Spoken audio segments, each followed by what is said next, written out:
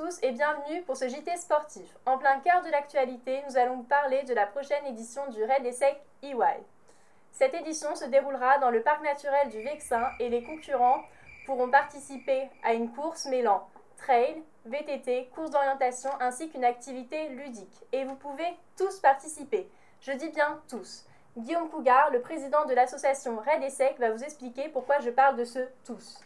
Bonjour à tous. Effectivement, en 2013, Raid Essec a été la première association sportive étudiante à s'engager auprès de la Fédé et de Tremplin afin de rendre accessible le raid aux handisportifs. Cette démarche s'inscrit dans la promotion des valeurs d'accessibilité et d'ouverture que nous défendons. Merci Guillaume.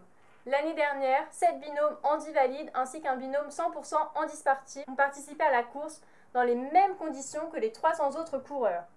En effet, l'aménagement du raid est basé sur un balisage et un repérage de parcours fait en partenariat avec la Fédé et les handisportifs sont très visibles lors de la course. Laissons maintenant Manon, une handisportive de 25 ans, s'exprimer à ce sujet. Alors Manon, des sensations pour faire le repérage de l'édition 2007? Un parcours magnifique, riche en beaux paysages, avec un petit peu de difficulté. Donc c'est bien, ça va les mettre dans l'ambiance je pense. Du coup, tu valides le parcours? Oui, totalement, il est totalement dit accueillant, surtout sur le raid Vigoran. Le redoutable un peu plus technique, donc il va nous falloir des handisportifs qui soient bien au taquet, bien entraînés. Mais c'est abordable, s'ils sont vraiment motivés, c'est largement faisable. Et du coup, quelques petits conseils pour ceux qui voudraient s'inscrire? Allez sur le raid Vigoran si vous avez jamais fait de raid.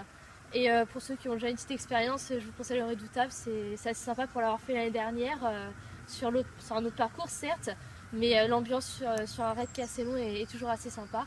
Donc pour une 3e édition handi accueillante, bravo Raid Essec. Merci beaucoup, on te laisse continuer? Ouais, merci. Allez, à plus tard. Enfin, avant de passer à la météo, je vais vous laisser avec l'un de nos reporters qui va nous annoncer une exclusivité pour la prochaine édition du Raid Essec EY. Bonjour Mélanie, je me tiens en ce moment devant le local Raid Essec à Cergy et les organisateurs m'ont laissé entendre que l'activité serait handi-sensibilisante.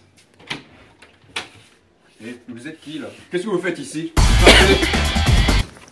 Merci Ahmed pour ces infos et les risques que vous prenez. Nous nous quittons donc sur ce scoop et je vous laisse en compagnie de Camille pour le bulletin météo. Pour ma part, je vous retrouve demain pour le JT de 13h et surtout le 18 et 19 mars pour la prochaine édition du Raid Essec EY.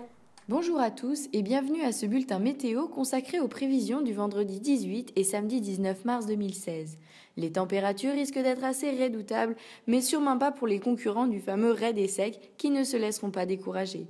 La pluie, qui pourra faire son apparition par épisode, ne douchera sûrement pas l'enthousiasme des concurrents au caractère bien trempé. Quant aux nuages, il n'en tiendra qu'à eux de concurrencer en nombre les équipes de Raid 2 plus motivées que jamais. Cette journée connaîtra donc une météo aussi irrégulière que le terrain que fouleront nos sportifs, mais se terminera en beauté avec un soleil aussi éblouissant que les concurrents franchissant la ligne d'arrivée.